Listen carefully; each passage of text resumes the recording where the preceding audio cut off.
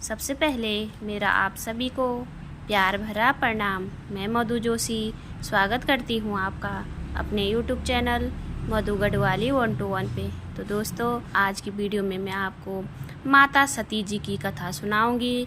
आप भी मेरे साथ माता सती जी की कथा का श्रवण कीजिए। कथा ध्यानपूर्वक और पूरी जरूर सुनिएगा। दक्ष प्रजापति की सभी पुत्रियां गुणवती थी, फिर भी दक्ष के मन में संतोष नहीं था।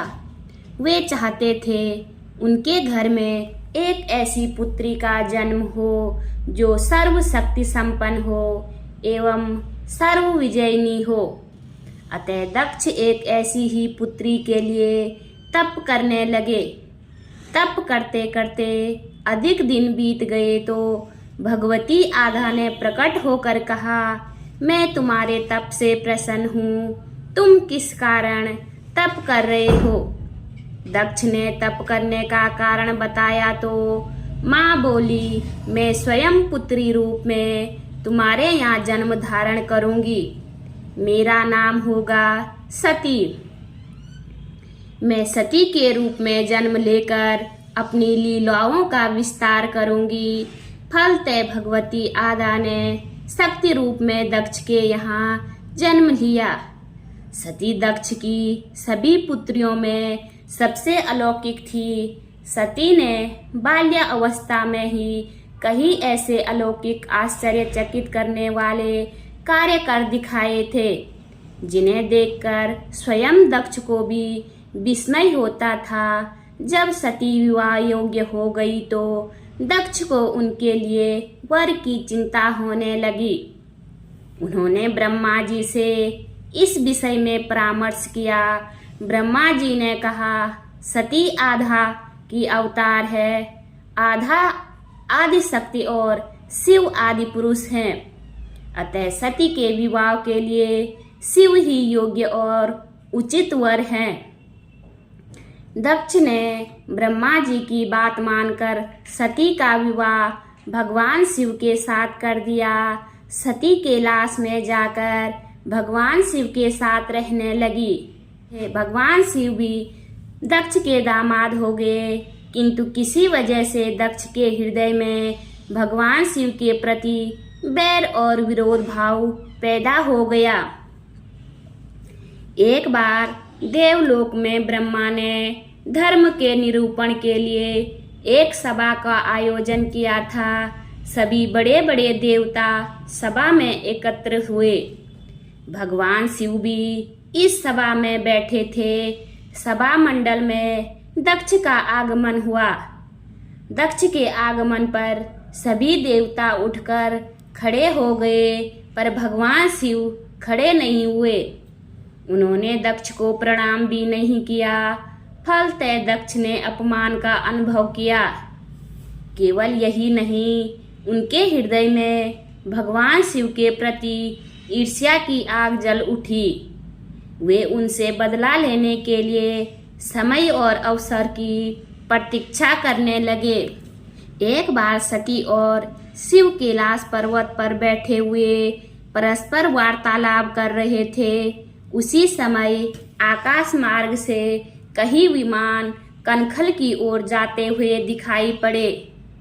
सती ने उन विमानों को देखकर भगवान शिव से पूछा, प्रभु, ये सभी विमान किसके हैं और कहाँ जा रहे हैं?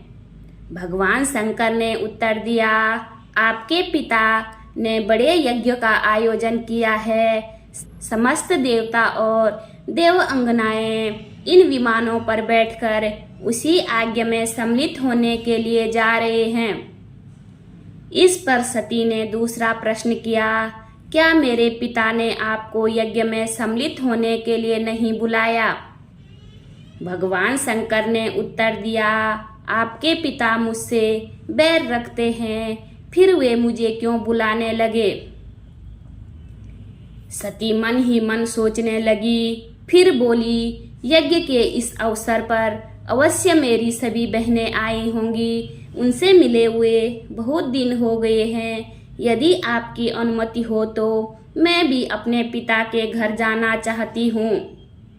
यज्ञ में सम्मिलित हो लूंगी और बहनों से मिलने का सुअवसर मिलेगा। भगवान शिव ने उत्तर दिया, इस समय वहां जाना उचित नहीं होगा। आपके पिता मुझसे बैर रखते हैं, हो सकता है वे आपका भी अपमान करें। बिना बुलाए किसी के घर जाना उचित नहीं है। इस पर सती ने प्रश्न किया, ऐसा क्यों? भगवान शिव ने उत्तर दिया, विवाहिता लड़की बिना बुलाए पिता के घर नहीं जाना चाहिए, क्योंकि विवाह हो जाने पर लड़की अपने पति की ही हो जाती है।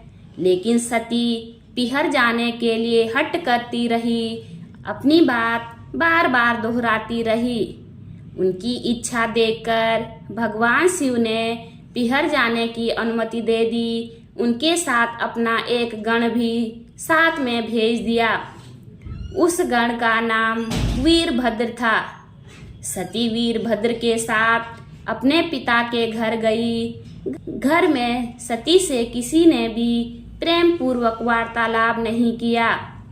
दक्ष ने उन्हें देखकर कहा, तुम क्या यहाँ मेरा अपमान कराने आई हो? अपनी बहनों को तो देखो, वे किस प्रकार भांति भांति के अलंकारों और सुंदर वस्त्रों से सुसज्जित हैं। तुम्हारे शरीर पर मात्र बागंबर है। तुम्हारा पति शमशानवासी और भूतों का नायक है। वह तुम्हें बागंबर छोड़कर और पहना ही क्या सकता है। दक्ष के कथन से सती के हृदय में पश्चाताप का सागर उमड़ पड़ा। वे सोचने लगी, उन्होंने यहाँ आकर अच्छा नहीं किया। भगवान ठीक ही कहते थे, बिना बुलाए पिता के घर पर भी नहीं जाना चाहिए। पर अब क्या हो सकता है, अब तो आ ही गई हूँ। पिता के कटु और अपमानजनक शब्द सुनकर भी सती मौन रही। वे उस यज्ञ मंडल में गई जहाँ सभी देवता और ऋषि मुनि बैठे थे तथा यज्ञ कुंड में दू दू करती जलती हुई अग्नि में आहुतियां डाली जा रही थी। सती ने यज्ञ मंडप में सभी देवताओं के तो भाग देखे, किंतु भगवान शिव का भाग नहीं देखा। वे भगवान शिव का भाग न देखकर अपने पिता से बोली, पितृश्रेष्ठ, यज्ञ में तो सबके भाग दिखाई पड़ रहे हैं, किंतु कैलाशपति का भाग नहीं है। आपने उनका भाग क्यों नहीं रखा? दक्ष ने गर्व से उत्तर दिया, मैं तुम्हारे पति शिव को देवता नहीं समझता। वह तो भूतों का स्वामी, नग्न रहने वाला और हड्डियों की माला धारण करने वाला है। वह देवताओं की पंक्ति में बैठने योग्य नहीं है। उसे कौन भाग देगा? सती के नेत्र लाल हो उठे। उनका मुखमंडल प्रलय के सूर्य की भांति तेज दीप्त हो उठा। उन्होंने पीड़ा से तिल मिलाते हुए कहा, ओहो, मैं इन शब्दों को कैसे सुन रही हूँ। मुझे धिक्कार है। देवताओं, तुम्हें भी धिक्कार है। तुम भी उन कैलाशपति के लिए इन शब्दों को कैसे सुन रहे हो, जो मंगल के प्रतीक हैं और जो क्षण मात्र में संपूर्ण सृष्टि को नष्ट करने की शक्ति रखते हैं। वे मेरे स्वामी हैं। नारी के लिए उसका पति ही स्वर्ग होता है। जो नारी अपने पति के लिए अपमानजनक शब्दों को सुनती है, उसे नरक में जाना पड़ता है। पृथ्वी सुनो, आकाश सुनो और देवताओं तुम भी सुनो। मेरे पिता ने मेरे स्वामी का अपमान किया है। मैं अब एक क्षण भी जीवित रहना नहीं चाहती। सती अपने कथन को समाप्त करती हुई यज्ञ के कुंड में कूद पड़ी। जलती हुई आहुतियों के साथ उनका शरीर भी जलने लगा। यज्ञ मंडप में खलबली पैदा हो गई। हाहाकार मच गया। देवता उठकर खड़े हो गए। वीरभद्र क्रोध से कांप उठे। वे उछल उछल कर यज्ञ का विध्वंस करने लगे। यज्ञ मंडप में भगदड़ मच गई। देवता और ऋषि मुनि भाग खड़े हुए। वीरभद्र ने देखते ही देखते दक्ष का मस्तक काट कर फेंक दिया। समाचार भगवान शिव के कानों में भी पड़ गया। वे प्रचंड आंधी की भांति कनखल जा पहुँचे। सती के जले हुए शरीर को देखकर भगवान शिव अपने आप को भूल गए। सती के प्रेम और उनकी भक्ति ने शंकर के मन को व्याकुल कर दिया। उन शंकर के मन में व्याकुल कर दिया जिन्होंने काम पर भी विजय प्राप्त की थी, जो सारी सृष्टि को नष्ट करने की क्षमता रखते हैं। वे सती के प्रेम में खो गए, बेसुध हो गए। भगवान शिव ने उन्नति की भांति सती के जले हुए शरीर को कंधे पर रख लिया। वे सभी दिशाओं में भ्रमण करने लगे।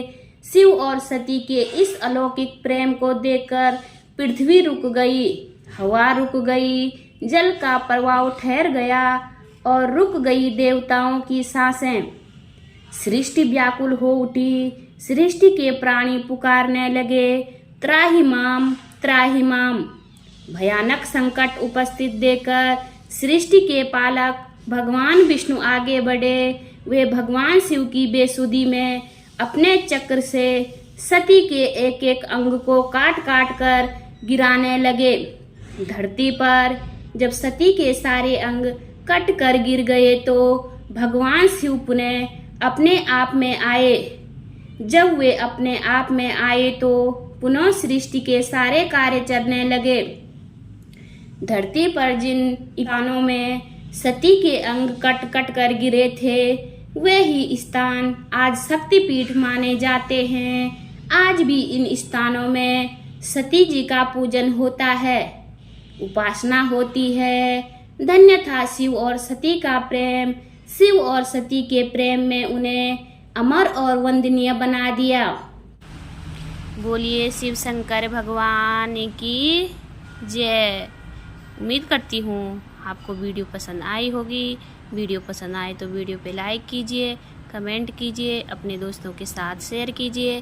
चैनल पे नए हो तो सब्सक्राइब ज़रूर कीजिए। मैं मधु जोशी मिलती हूँ आपको अगली वीडियो में। तब तक के लिए बाय बाय, धन्यवाद।